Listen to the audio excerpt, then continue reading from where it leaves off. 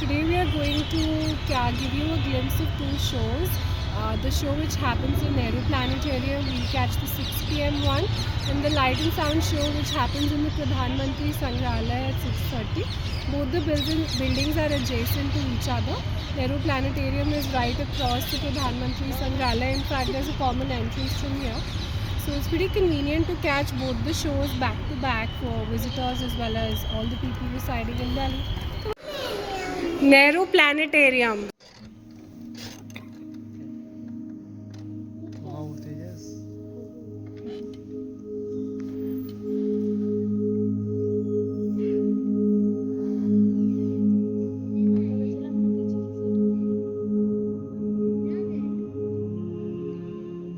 चार सौ वर्ष पहले गणित और खगोल विज्ञान के एक मध्यम आयु के प्रतिभाशाली प्राध्यापक ने अपने हाथों से बनाए दूरबीन से पहली बार आसमान की ओर देखा।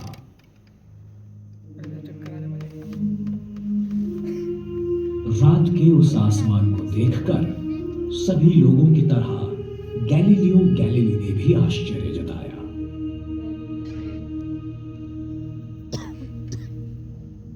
उन्हें लगा शायद उन्हें चांद तारों का और बेहतरीन नजारा होगा। कुछ ही समय पहले जहाजों जैसी दूर की चीजों को ये पृथ्वी नहीं है, ये अंतराल है जहां बादल, प्रदूषण या वातावरण दृश्य में बाधा नहीं डालता। ये है हबल स्पेस टेलीस्कोप। इससे हमने विश्व की कई विस्मयकारक चीजों को देखा है। हमारे तंत्र ज्ञान की सहायता से हम गैलीलियो से ज्यादा चीजें जान सकते हैं, लेकिन कुछ महान सवाल विश्व हमारे बिना अस्तित्व में नहीं रह सकता। जो भी हमारे सामने प्रतीत हो रहा है, हम उसमें स्वेच्छा से शामिल हुए हैं।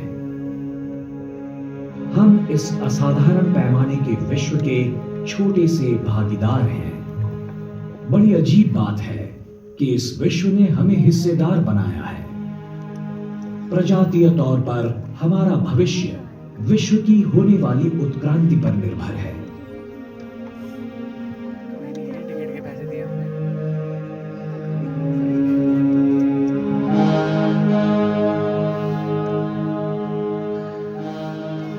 आने वाली सदियों में पृथ्वी का ऋतुमान काफी मात्रा में बदलने की संभावना है। जो महाद्वीप एक दूसरे से अलग हो रहे हैं, एक दिन एक दूसरे से टकरा सकते हैं। इस टकराव में पुराने पर्वत नष्ट होकर नए उभर सकते हैं। डायनासोर्स के समय जैसा हुआ था, वैसे ही एक बड़ी ग्रहिका पृथ्वी पर गिर सकती है।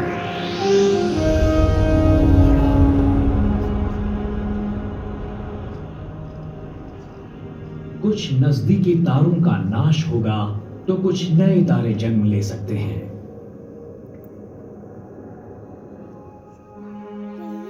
अरबों वर्षों के बाद सूरज भी एक महाकाय लाल गोले में प्रसारित हो सकता है और पृथ्वी तथा उसके परे सभी चीजों को समेट सकता है। अतीत में कुछ खगोल वैज्ञानिकों ने सिद्धांत रचा था कि हमारे बढ़ने वाले विश्व की गति में बाधा आ सकती है। वो रुक सकता है और वो ढह भी सकता है।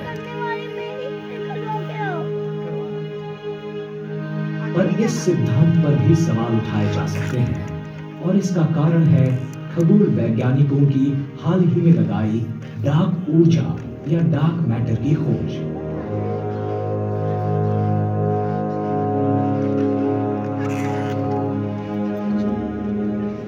वो डार्क मैटर क्या है, इसके बारे में हमें सही जानकारी तो नहीं है, पर हम इतना जानते हैं कि विश्व का बड़ा हिस्सा इनसे बनता है और ये साबित करती है कि विश्व केवल आकार में नहीं बढ़ रहा, बल्कि उसकी गति भी तेज हो रही है।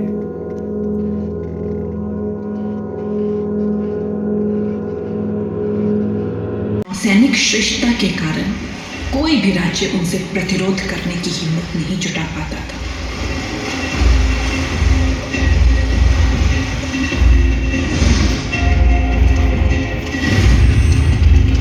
हिंद महासागर में व्यापार करने के लिए उन्होंने कार्ताज नाम का पर्वत लगाया। जिसके बिना वो किसी को भी व्यापार करने की अनुमति नहीं देते थे। साल था 1525। पश्चिमी घाट के बीचों बीच बसा था एक प्रांत, उल्लाल। इसी राज्य के चौटा राजघराने में मेरी शक्ति स्वरूपा रानी अबक्का ने जन्म लिया।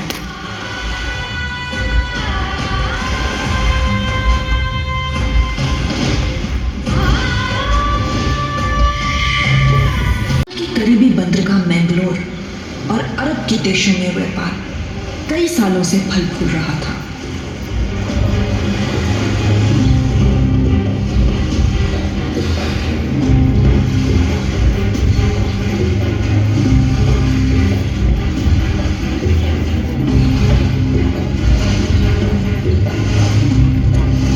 गुड़, चीनी और भारतीय मसाले जैसे काली मिर्च की यूरोप में बहुत मांग थी। इसीलिए पुर्तगाली हर हाल में उल्लाल पर कब्जा करना चाहते थे। रानी को इस बात का पूरा एहसास था कि जिन जिन राज्यों पर पुर्तगालियों ने कब्जा किया था, उन लोगों पर घोर अत्याचार किया जा रहा था। अबक्का पुर्तगालियों के इरादों से वाकिफ थी। वो अपने राज्य की सुरक्षा के लिए सतर्कता और संयम से आगे बढ़ी। और जब पुर्तगालियों ने व्यापार की आड़ में रानी पर कर देने का दबाव डाला, तो रानी ने कर देने से साफ इनकार कर दिया। उल्लाल की माटी हमारी है। कर मांगने का अधिकार कहाँ से मिला तुम्हें? बता दो अपने कमांडर को। उल्लाल और उल्लाल की रानी किसी के आगे नहीं झुकेंगे।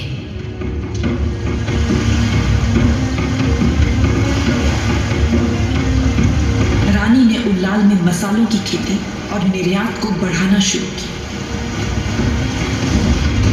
उल्लाल में संपन्नता आने लगी। रानी अबक्का को मसालों की रानी कहा जाने लगा। उल्लाल को हथियाने की चाह अब पुर्तगालियों का एकमात्र मकसद बन गया था। उन्होंने अब फैसला किया कि वे बाकी सारे राज्यों के साथ शांति बनाए रखेंगे और सिर्फ उल्लाल की रानी को बर्बाद करने की रणनीति तैयार करेंगे।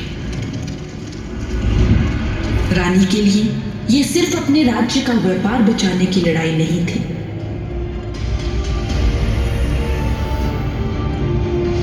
व्यापार नहीं था उस दिल में, वो मातृभूमि का प्यार था। अपनी शर्तों पर खड़ी रही एक स्वाभिमान भरा संसार था। स्वाभाविक रूप से शांत रानी और उल्लाल की प्रजा को हिंसा की कगार पर बार बार धकेला जा रहा था। 1567 में जनरल पियाक्सोटो ने उल्लाल पर धावा बोल दिया। रानी अबक्का ने अपने नेतृत्व का प्रदर्शन किया और पुर्तगालियों को हराने की योजना बनाई। डूबते सूरज की रोशनी से रानी में एक अलग ही शक्ति का सूर्योदय हुआ। उन्होंने पुर्तगालियों पर पूरी शक्ति के साथ आक्रमण किया। उन्होंने वीरता से जनरल पियाक्सोटो का अंत किया।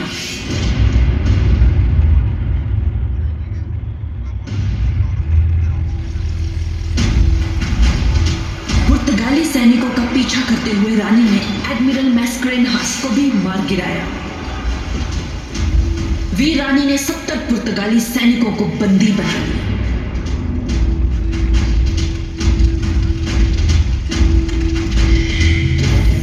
ये रानी अबक्का और उल्लाल की बहुत बड़ी जीत थी। रानी अबक्का के जयघोष से सारा आकाश गूंज रहा था।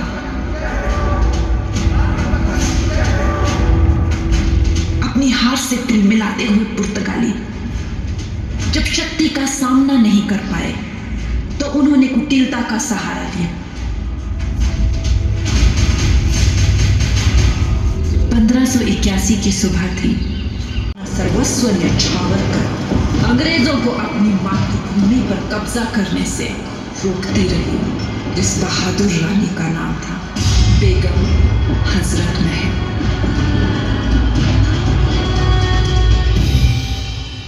वर्ष 1820 में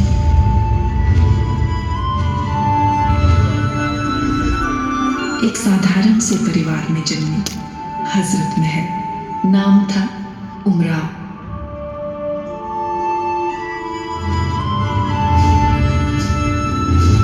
बेहद खूबसूरत थी वो। उनके माँ बाप ने उन्हें बहुत प्यार से पाला था।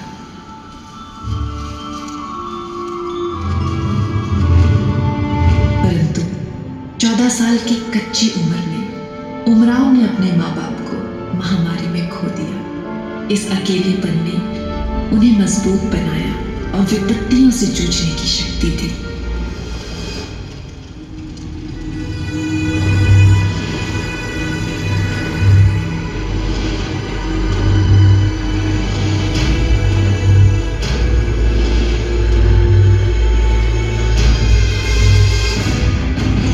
किसी जानने वाले ने उन्हें नवाब वाजिद अली शाह के परीखाने में पहुंचा दिया, जहां उन्हें महक परी के नाम से जाना जाने लगा। संगीत और नृत्य के साथ साथ महक परी राजनीति में भी निपुण हो गई। वाजिद अली शाह ने महक को अपनी बेगम बनाने का फैसला किया और उन्हें बेगम हजरत महल का खिताब दिया।